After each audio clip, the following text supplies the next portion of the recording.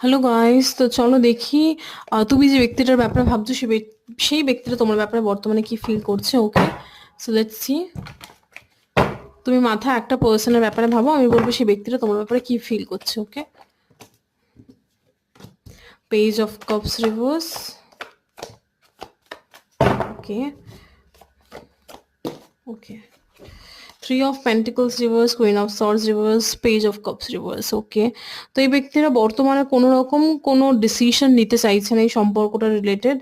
না, এই ব্যক্তিটা কারোর কথা শুনতে চাইছে এই সম্পর্কটা নিয়ে।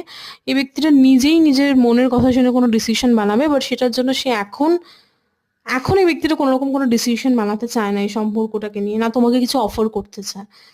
ওকে, এই ব্যক্তিটা মনে করছে সেই সেই ডিসিশন নেওয়ার এখন অব্দি সময় আসেনি।